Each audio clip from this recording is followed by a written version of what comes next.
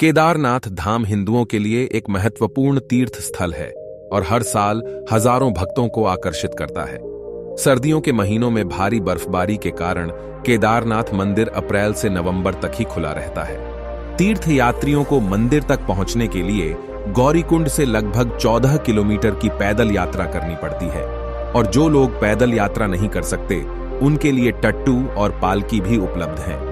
केदारनाथ धाम देश के 12 ज्योतिर्लिंगों में से एक है जो उत्तराखंड में स्थित एक प्रसिद्ध तीर्थ स्थल है। यह छोटा 4 धाम यात्रा के रूप में जाने जाने वाले 4 पवित्र स्थलों में से एक है, जिसमें बद्रीनाथ, गंगोत्री और यमुनोत्री भी शामिल हैं। केदारनाथ हिमालय में समुद्र तल से लगभग 3583 मीटर 11,755 फीट की ऊंचाई पर स्थित है। यह भगवान शिव को समर्पित है और माना जाता है कि केदारनाथ मंदिर का निर्माण महाभारत के पांडवों द्वारा किया गया था। मंदिर के अलावा केदारनाथ में गांधी सरोवर, वासुकी ताल और भैरव मंदिर सहित कई अन्य दर्शनीय स्थल भी हैं। चारों तरफ बर्फ से ढकी चोटियां, ग्लेशियर और हरे भरे जंगल के साथ इस क्षेत्र की प्राकृतिक सुंदरता भी पर्यटकों के लिए एक प्रमुख आकर्षण है। केदारनाथ धाम का आध्यात्मिक महत्व। केदारनाथ धाम को महान आध्यात्मिक और धार्मिक महत्व के साथ हिंदू धर्म में एक अत्यधिक पवित्र स्थल माना जाता है। यह 12 ज्योतिर्लिंगों में से एक माना जाता है, जो भारत में सबसे प्रतिष्ठित और शक्तिशाली शिव मंदिर है। केदारनाथ धाम का आध्यात्मिक महत्व भगवान शिव और प्राचीन हिंदू धर्म ग्रंथों से इसके संबंध में है। हिंदू पौराणिक कथाओं के अनुसार केदारनाथ धाम वह स्थान है जहां भगवान शिव एक त्रिकोणीय ज्योतिर्लिंग के रूप में प्रकट हुए थे। माना जाता है कि मंदिर महाभारत महाकाव्य में कुरुक्षेत्र युद्ध के बाद पांडवों द्वारा बनाया गया था। यह भी माना जाता है कि प्रसिद्ध हिंदू दार्शनिक और संत आदि शंकराचार्य ने 8वीं शताब्दी में केदारनाथ धाम का दौरा किया था और मंदिर को छोटा 4 धाम यात्रा के 4 पवित्र स्थलों में से एक के रूप में स्थापित किया था। कैसे बना केदारनाथ में शिव मंदिर? पौराणिक कथाओं के अनुसार महाभारत के बाद पांडवों ने केदारनाथ मंदिर का निर्माण किया था। ऐसा कहा जाता है कि पांडव अपने कौरव भाइयों को मारने के बाद अपने पापों का प्रायश्चित करने के लिए भगवान शिव के पास क्षमा के लिए जाना चाहते थे, लेकिन भगवान शिव उनसे मिलना नहीं चाहते थे। इसलिए भगवान शिव गुप्तकाशी में जा छिपे। पांडवों और द्रौपदी ने गुप्तकाशी में एक बैल को देखा जो अन्य बैलों से बहुत ही अनोखा था। पांडव के भाई भीम ने पहचान लिया कि बैल कोई और नहीं बल्कि स्वयं भगवान शिव हैं। भगवान शिव जो उनसे छिप रहे थे, बैल के रूप में नंदी के रूप में थे। भीम ने बैल को पकड़ने की कोशिश की, लेकिन सफल नहीं हो सका। उसने केवल बैल की पूंछ पकड़ी, बाकी हिस्सा गायब हो गया। इस प्रकार गुप्तकाशी से गायब हुए भगवान शिव 5 अलग अलग स्थानों पर 5 अलग अलग रूपों में प्रकट हुए। केदारनाथ में ये कूबड़ हैं, रुद्रनाथ में चेहरा, तुंगनाथ में शस्त्र, नाभि और मध्य महेश्वर में पेट और कल्पेश्वर में जटा, और इस तरह पंच केदार अस्तित्व में आया। पंच केदार केदारनाथ मंदिर के इतिहास के बारे में पांडवों की कहानी का प्रमाण है। भगवान शिव उनके प्रयासों और कड़ी मेहनत से प्रभावित हुए, तब उसने अंत में उन्हें उनके कामों के लिए क्षमा कर दिया।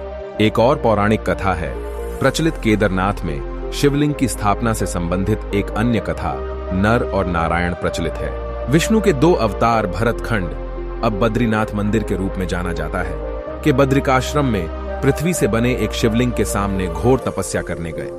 भगवान शिव उनके समर्पण से प्रसन्न हुए और उनके सामने प्रकट हुए और उन्हें एक वर मांगने को कहा। नर नारायण ने शिव से वहां रहने और मानवता के कल्याण के लिए केदारनाथ में ज्योतिर्लिंग के रूप में अपना स्थायी निवास बनाने का अनुरोध किया। उनकी इच्छा को पूरा करते हुए भगवान शिव उस स्थान पर रुके जिसे अब केदारनाथ के नाम से जाना जाता है। आदि शंकराचार्य और केदारनाथ का संबंध माना जाता है कि प्रमुख हिंदू दार्शनिक और संत आदि शंकराचार्य ने केदारनाथ मंदिर की स्थापना और विकास में एक प्रमुख तीर्थ स्थल के रूप में महत्वपूर्ण भूमिका निभाई थी। जानकारी के अनुसार आदि शंकराचार्य ने 8वीं शताब्दी ईस्वी में केदारनाथ का दौरा किया था और वे इस क्षेत्र की प्राकृतिक सुंदरता और आध्यात्मिक आभा से प्रभावित हुए थे। ऐसा माना जाता है कि उन्होंने मंदिर को 12 ज्योतिर्लिंगों में से एक के रूप में फिर से स्थापित किया।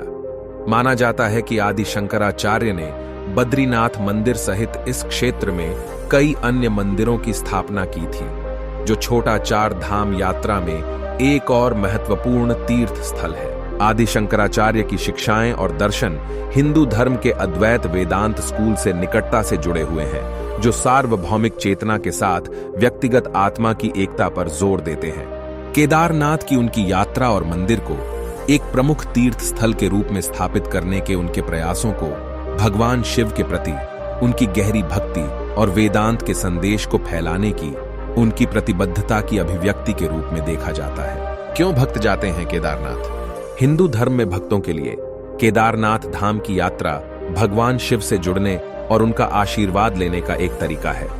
मंदिर की यात्रा को तपस्या का एक रूप माना जाता है और माना जाता है कि यह आत्मा को शुद्ध करता है। यह भी माना जाता है कि केदारनाथ धाम में प्रार्थना करने और अनुष्ठान करने से व्यक्ति को मोक्ष या जन्म और मृत्यु के चक्र से मुक्ति मिल सकती है।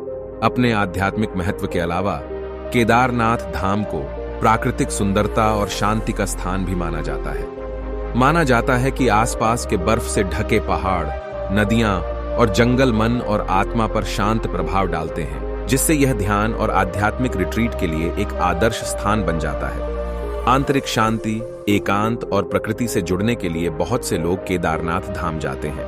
केदारनाथ धाम की यात्रा को एक चुनौतीपूर्ण लेकिन पुरस्कृत साहसिक कार्य माना जाता है और कई लोग ट्रैकिंग और साहसिक गतिविधियों के लिए भी जाते हैं। हिमालय की प्राकृतिक सुंदरता, नदियां और केदारनाथ धाम के आसपास के जंगल भी प्रमुख आकर्षण हैं। आसपास के कई ऐतिहासिक स्थलों और मंदिरों के साथ केदारनाथ क्षेत्र सांस्कृतिक विरासत में भी समृद्ध है। स्थानीय संस्कृति और इतिहास का पता लगाने और क्षेत्र के अनूठे रीति रिवाजों और परंपराओं को देखने के लिए बहुत से लोग केदारनाथ धाम जाते हैं। कुल मिलाकर केदारनाथ धाम आध्यात्मिक और प्राकृतिक महत्व दोनों के साथ हिंदुओं के लिए एक अत्यधिक सम्मानित और महत्वपूर्ण तीर्थ स्थल है।